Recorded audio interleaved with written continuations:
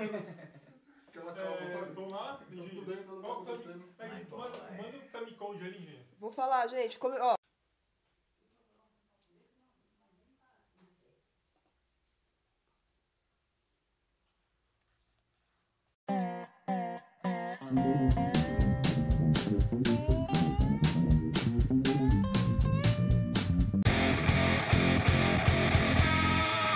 Já fizeram várias versões do Coringa no cinema. Sim. Já teve o Coringa do Tim Burton, que era um Coringa mais caricato. O Coringa caricato do Jack Nicholson. Já teve o Coringa um pouco mais realista do Nolan. Já teve o Coringa extremamente pastelão, que me fugiu o nome do ator. César Romero? César Romero, no seriado do Batman dos anos 60.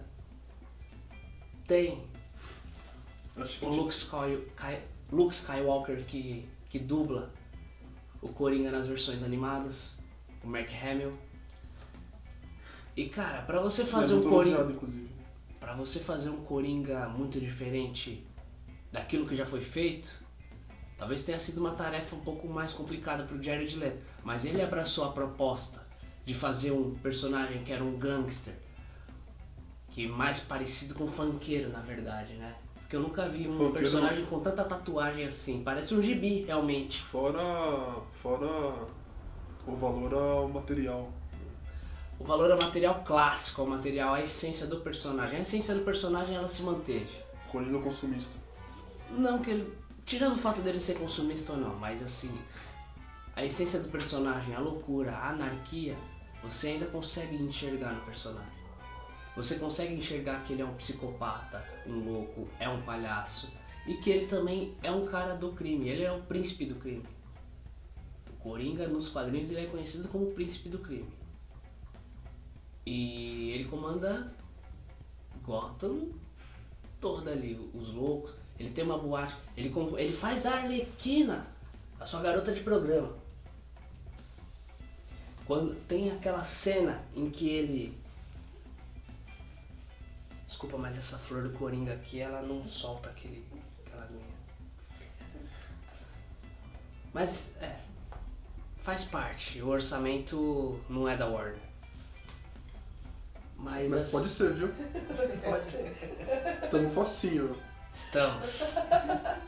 Ó, tamo facinho pra você, Warner. Ó.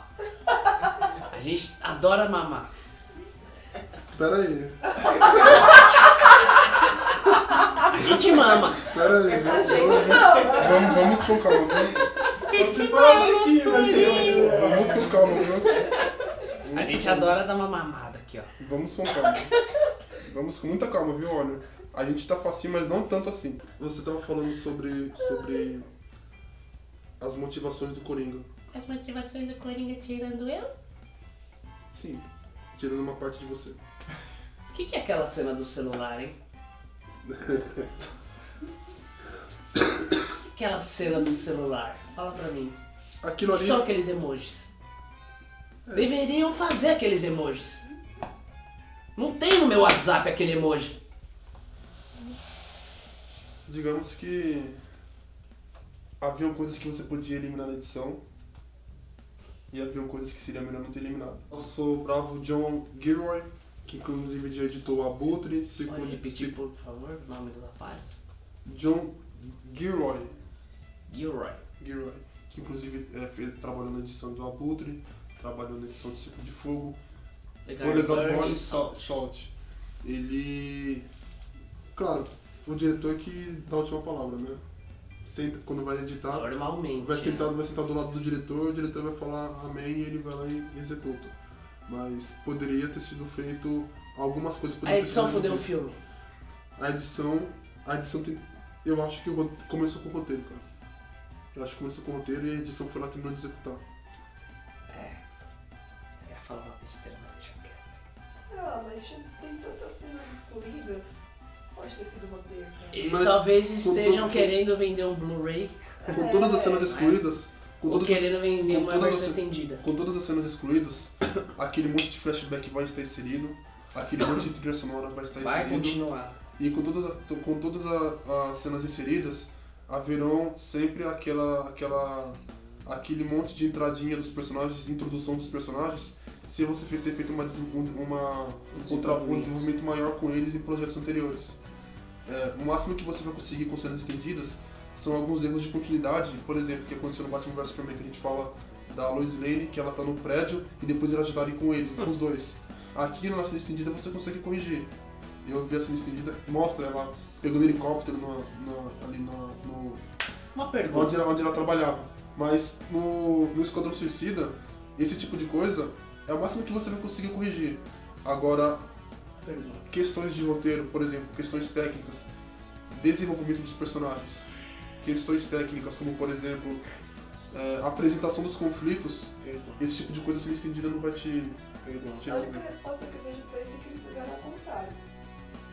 Eles começaram do fim pra ir pro começo. Eu vou falar uma coisa, eu não curtiria muito essa ideia, mas se você, executivo da Warner, estiver vendo esse vlog, eu peço, em nome de Deus, que você ouça a voz da nossa consciência. E pegue essa ideia e fale assim, tive uma ideia, vamos fazer de conta que foi planejado assim mesmo. E salve, porque é muita gente boa que podia ter sido muito melhor aproveitada. A gente tá querendo aproveitada. falar bem do filme, a gente não tá querendo criticar. Mas uma pergunta que não quer calar. Esse universo que eles criaram pro Esquadrão Suicida, caberia o Batman, o Superman e toda a Liga da Justiça que eles estão planejando fazer? Você teria que pensar com relação à direção de arte, né? Falando, por exemplo, sobre a direção de arte do nosso bravo Oliver Skull.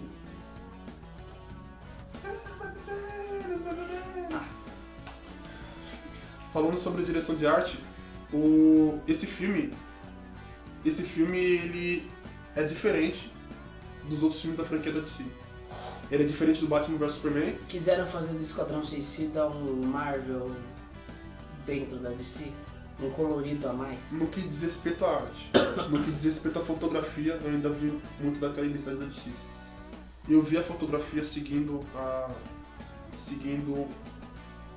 algo que começou em 2005. Algo que vinha sendo feito com o Zack Snyder. Eu vi a fotografia nessa linha.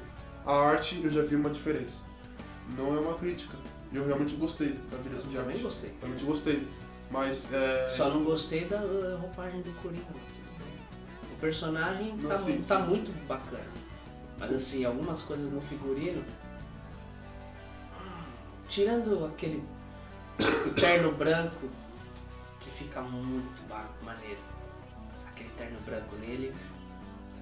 E também aquela cena em que o Coringa dança com a Arlequina, no sonho da Arlequina, que foi tirado diretamente de uma HQ do Alex Ross, que o Coringa tá com terno preto, Sim. e que a Arlequina tá com aquele chapeuzinho da Arlequina dos quadrinhos mesmo, né? Bom, pra mim aquilo ali poderia ser o figurino do filme até. no que diz respeito à direção de arte, eu acho que esse filme tem diferenças grandes em relação aos outros filmes da franquia DC. Mas, e com relação à direção de arte, com relação também ao roteiro. A questão do humor, que não é algo que é comum nos filmes da DC. Pelo que se vê, pelos trailers, né, pelas cenas que eu vi da continuação desse filme da Liga da Justiça, parece que eles vão tentar inserir mais essa questão bem-humorada nos filmes. Que é tentar, fazer o quê? É tentar dar uma marvelizada no universo da DC. Eu fico imaginando o Batman nesse universo. O que acontece? Como seria o Batman nesse universo? Eu vejo de uma forma um pouco comercial, né? A DC, cara, ela tem a sua identidade, tem o seu público. Eu acredito que deve ter sido feito uma pesquisa sobre aquilo que mais atrai o público da Marvel. As coisas que mais atraem. A galera que curte a Marvel vai ver um filme tranquilo, vai se divertir, claro, os filmes da DC também, mas ela espera dar risada, ela espera ver algumas coisas assim. E são coisas Porque tem o filme inteiro praticamente. E são coisas que fazem parte da identidade que a Marvel construiu. Eu imagino que a DC queira trabalhar as suas características, tentar manter as suas características, mas também pegar elementos da Marvel. No entanto, alguns personagens, para você fazer isso, serão um pouco mais complicados. Porque, sobretudo, os personagens do universo do Batman, mesmo que tenha a questão A maioria dos vilões ali são do Batman. Então, eu falando com relação a DC mesmo, porque não apenas com os Esquadrão Suicida, ainda até um pouco mais além. Porque mesmo com os personagens tendo palhaço, esse tipo de coisa, é uma coisa mais adulta. São vilões mais sombrios, mais profundos. Você trabalha com vilões da Marvel e a maioria dos vilões da DC, e você pega vilões que cada um na sua, mas tem aquela coisa de domínio, de poder. E você pega um vilão como Coringa, é um vilão com características totalmente diferentes. Por que o Coringa é o Coringa? Porque ele tem elementos diferentes dos outros vilões. Não é pelo poder, não é pelo domínio, não é pela conquista do universo, da galáxia, da imprensa. É pelo simples fato de ser a essência daquele ser. Então, o que acontece? A arte... Você tá todo engraçadinho, né? Você não, né? Você tá todo Tira a engraçadinho. mão na minha conta, caralho. Eu acho que alguém tá querendo ser o próximo Joker. Ou a próxima Harley Quinn. Joker, né? Tá bom. Com relação à arte, o que acontece é o seguinte, cara. Esse filme tem uma peculiaridade em relação aos outros filmes da DC. Todos os filmes, tanto da franquia DC quanto da Marvel, eles têm uma identidade visual. Você consegue identificar elementos pelas cores na fotografia e também pelas cores dos figurinos. Figurinos e ambientação, os ambientes. No entanto, esse filme da... Isso ajuda até na atmosfera dos personagens. Com certeza. A você comprar aquela história que está acontecendo, não apenas pela performance dos atores, mas pela ambientação em si. Não, mas os personagens, os atores mesmo, eles se sentem até mais confortáveis por conta do figurino, por conta da arte, enfim. Isso facilita bastante coisa na hora de você imergir e uma complementa a outra, né? São cenários que ajudam o personagem. Também. Falaremos em breve um vídeo sobre gravidade, para falarmos sobre isso. Mas falando sobre arte, Vai. tem uma identidade particular, porque esteticamente falando, ainda que a fotografia tenha os mesmos elementos, eu consiga pelo menos identificar os mesmos elementos sombrios de outros filmes da DC, a arte ela tem um tom diferente dos outros filmes desse universo. Eu achei que, quando eu vejo algumas pessoas falando, pô, a DC tá pegando algumas coisas da Marvel e tal, tirando o pós... Mas na verdade é uma querendo engolir a outra, sempre foi assim, desde os anos 60. Tirando o pós e tirando com relação aos roteiros das piadas, eu acho que o elemento principal que trouxe essa influência da Marvel na DC foi com relação à direção de arte. Particularmente, eu gostei muito do trabalho que eles fizeram. Sendo a proposta essa, de fazer uma arte que fugisse um pouco daquilo que já se via nos filmes da DC, eu acho que essa proposta foi muito bem executada. O diretor de arte fez um ótimo trabalho, principalmente com relação aos figurinos. Tirando do Coringa, cara. Então, com relação ao Coringa, aí é uma questão de linguagem, né? um tanto subjetiva, porque muitas pessoas abominaram e algumas podem ter gostado. Mas a ideia foi principalmente... Posso ser sincero? A ideia foi principalmente, só para complementar, a ideia foi principalmente criar algo diferente dentro de um personagem tão exigido, tão cobrado. A cobrança para se fazer um personagem como o Coringa é gigantesca. A responsabilidade foi monstruosa. Sempre vai haver contestações. Tem pessoas que contestam até hoje o Coringa do Heath Ledger por usarem como referência do Jack Nicholson. E alguns que gostavam do Jack Nicholson passaram a ter adoração pelo Heath Ledger. Esse tipo de comparação haverá sempre. Posso... Claro. Ser sincero. Como espectador, eu não gostei nem um pouco do visual do Coringa do Jared Leto. Gostei da forma como ele construiu o personagem. Agora, figurino, assim, aquelas coisas eu acho que o Coringa não usaria aquele tipo de roupa. Aí tem uma... Algumas situações, terno branco, como eu já mencionei, aquele terno preto, aí sim, acho que aquilo se encaixa dentro do personagem. Até porque ele não é um maloqueirão. Ele não é maloqueiro, mas assim, como ator, eu adorei. Por quê? Porque ele saiu da zona de conforto dele e ele arriscou.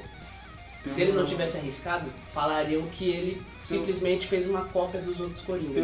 Tem uma questão, nesse caso eu vejo uma responsabilidade da direção, uma direção de arte.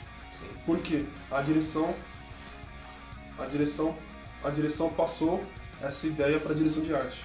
A direção de arte executou a ideia proposta pela direção. O Coringa, o Jared Leto e o diretor de arte, eles trabalharam com base naquilo que o diretor passou para eles. Então a responsabilidade, caso a estética do Coringa não tenha agradado ao público, ela, ao meu ver, é única e exclusiva do diretor. O diretor de arte, ele executou uma proposta que eu considerei espetacular. O que eu posso contestar é a escolha do diretor para aquela proposta que ele fez para o diretor de arte. É isso que eu quero dizer, entendeu? Contestar ou massacrar? Nesse caso, não massacro. Eu fiquei muito insatisfeito, muito incomodado com a edição e com o roteiro. Eu posso não gostar... A maioria dos fãs. Eu posso não gostar da... A gente é fã, viu?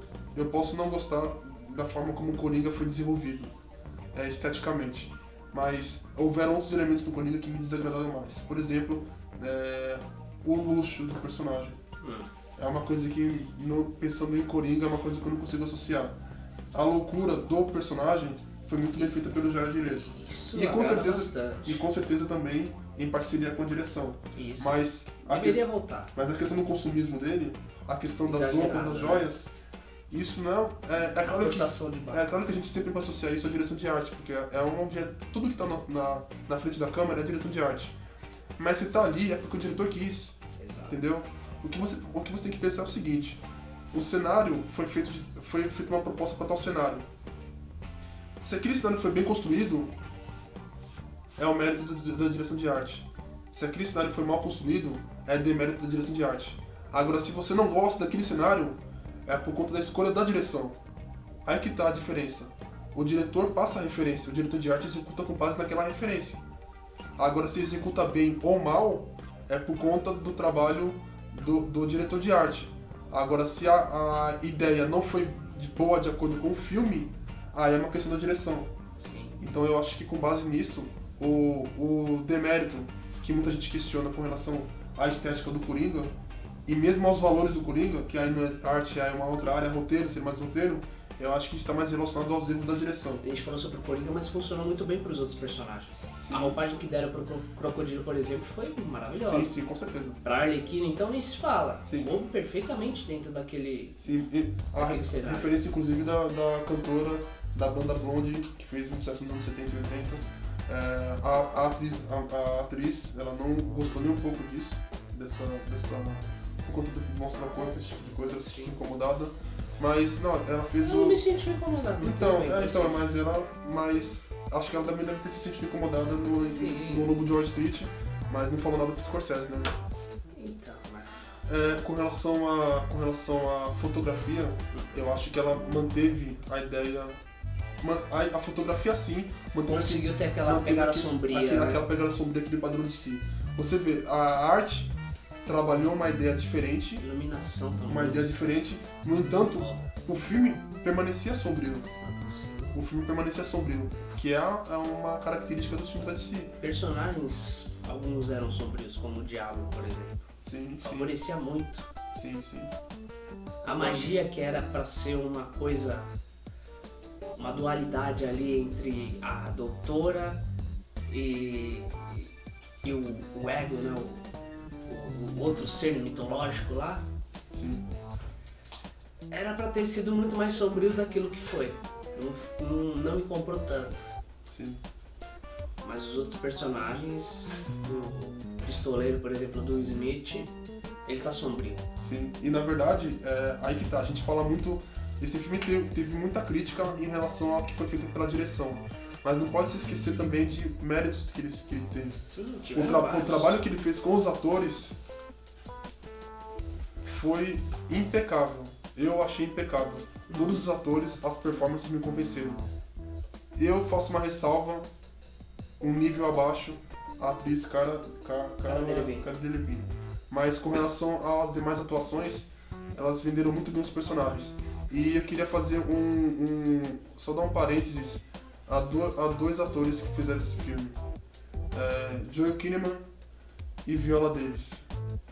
Pra quem não sabe, o Joe, ele é o último Robocop de 2014, dirigido pelo José Padilha. Sim, e está sendo o antagonista da 4ª temporada de House of Cards, como candidato republicano à presidência, competindo com Frank Underwood. E a Viola Davis, bom, vocês não conhecem a Viola Davis... Dispensa comentários, essa mulher tá um nível acima de todos os outros aí que fizeram esse filme. É a garota da Meryl Streep. Ela simplesmente roubou a cena. Ele fez uma performance brilhante também. Ele teve uma performance brilhante. Os motivos dele. Sim. Agora, com relação a Viola Davis, é uma personagem que, talvez a única personagem da trama toda, que não precisa trabalhar essa questão do making off. Flash. Ô, mania de falar making off. Essa questão Flashback. Flashback.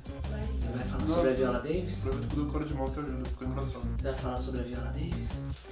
Vai falar bem, tá? Porque todo mundo tá metendo pau nesse filme. Alguma coisa de útil a gente tem que falar sobre esse filme. Já vai. Fala! Pedala, Você já tá todo sangrando já e eu nem enfiei a faca não, ainda. a câmera fica vermelha. Então, falando sobre a Viola Davis, né, dando continuidade aqui. A gente estava conversando no passado remoto sobre o porquê algumas coisas no filme não funcionaram com relação à estruturação dos personagens. Estruturação da história, na verdade, que acabaram interferindo um pouco nas motivações dos personagens. Embora as atuações tenham sido ótimas. Mas o que acontece? Eu falo com relação a você comprar a ideia, você comprar a história, você entender, você abraçar aquele conflito do vilão. Falando sobre a Viola Davis, ela é muito mais foda do que o Lex Luthor do mesmo universo? Eu diria... Ou ela seria o Lex Luthor, que era pra ter sido? Eu diria que ela foi mais Lex Luthor que Lex Luthor.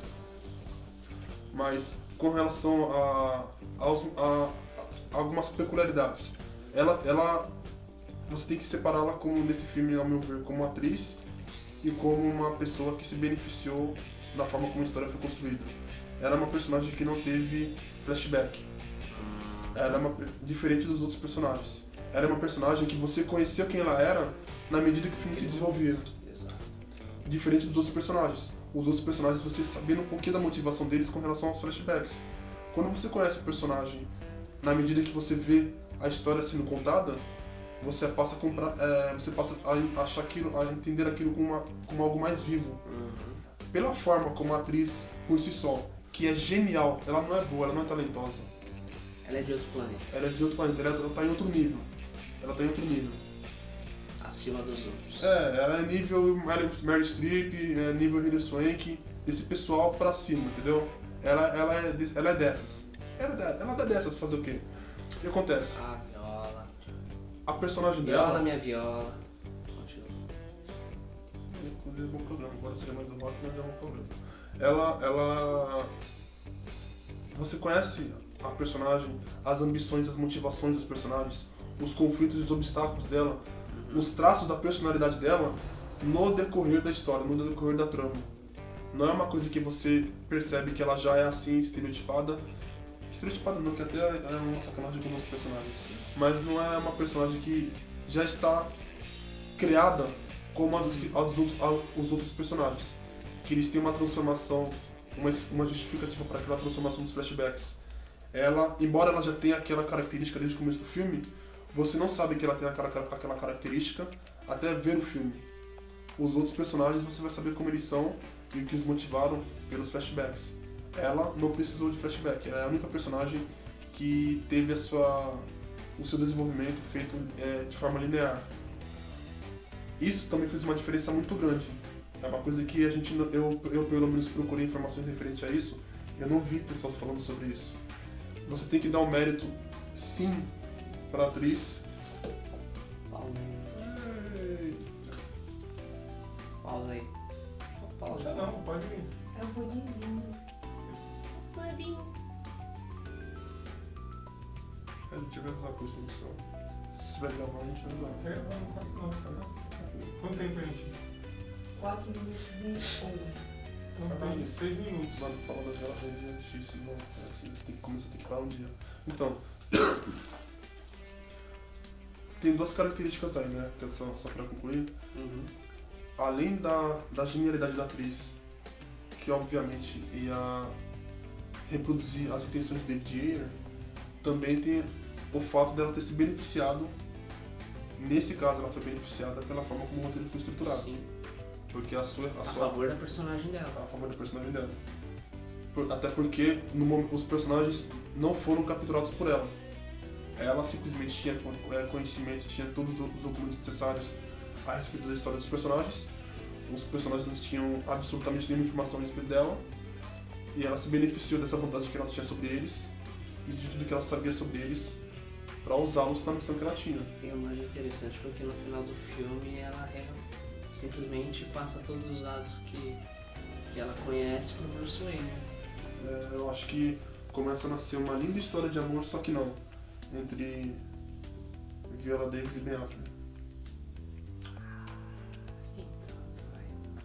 Mas enfim. Eu acho que pode ser uma ótima rivalidade para se trabalhar. Falando sobre trilhas sonoras agora, o que você acha da trilha, das músicas inseridas, pra mim, ao meu ver, em momentos desnecessários muitas vezes? Eu diria que essa trilha sonora é como, farei uma comparação, eita, não vai falar sobre trilha mesmo? Eu vou falar de uma observação. Peraí, eu vou desligar. Eu farei uma observação que eu correria o risco de ser assassinado pela equipe, por parte da equipe. Eu vejo a trilha sonora desse filme como você entrar numa casa repleta de paniquetes. Você vai vê-las, você vai falar assim, meu, só tem beldade, só tem deusas maravilhosas. Mas, gente, eu sou só um. Exato. Existem músicas, trilhas maravilhosas no filme. No entanto, para alguns momentos, não tinha necessidade de você trocar trilha. Trocar trilha, exatamente. Muitas músicas boas e que... Se perderam, o significado dela para aquela cena, né? Você poderia utilizar uma ou outra. Muita música boa é como se você estivesse usando aquilo para justificar a falta de alguma coisa na história. Talvez o próprio diretor tenha pensado quando viu o filme que, assim, cara, isso aqui não tá me convencendo, vamos meter trilha sonora nessa porra. Entendeu?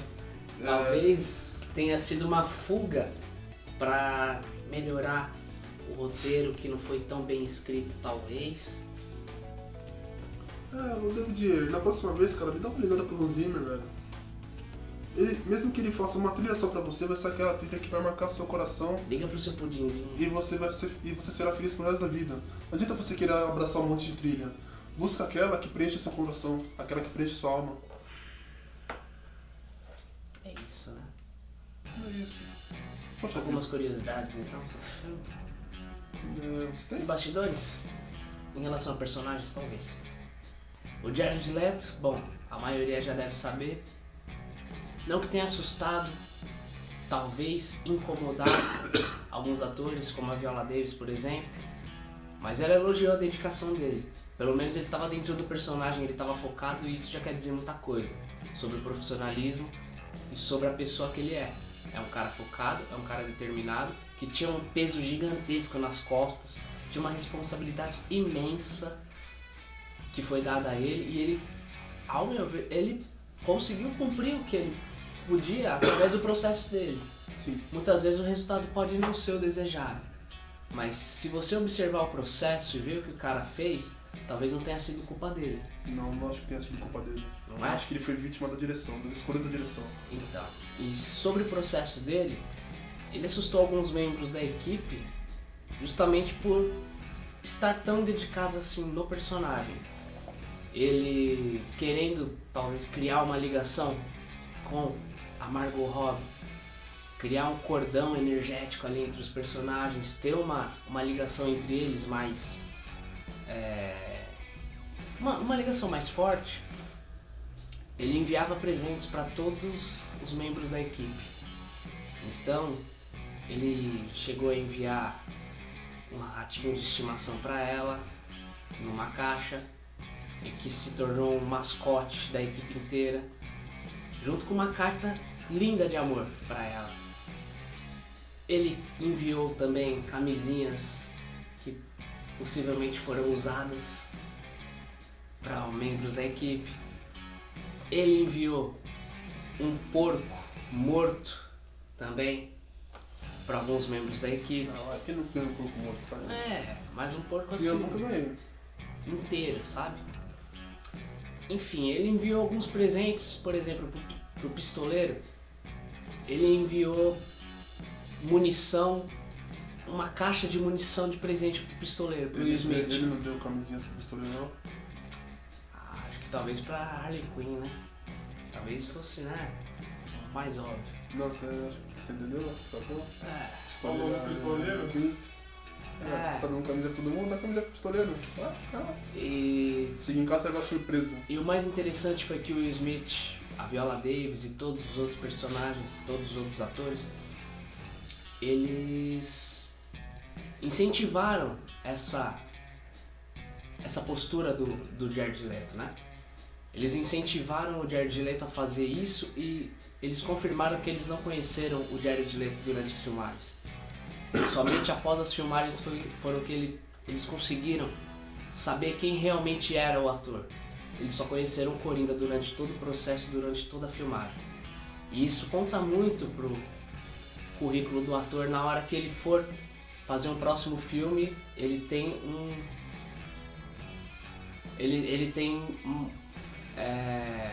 Carimbo Daniel Day-Lewis. Carimbo Daniel Day-Lewis. Bom, já falou por si só.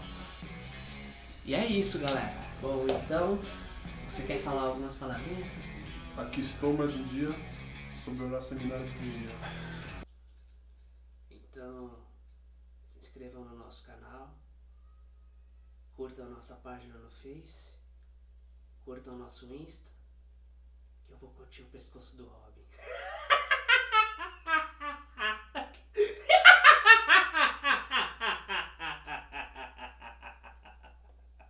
E ouçam o nosso pudinzinho. Aliás, o meu. E se inscrevam no canal. E você não é meu pudinzinho, sabia?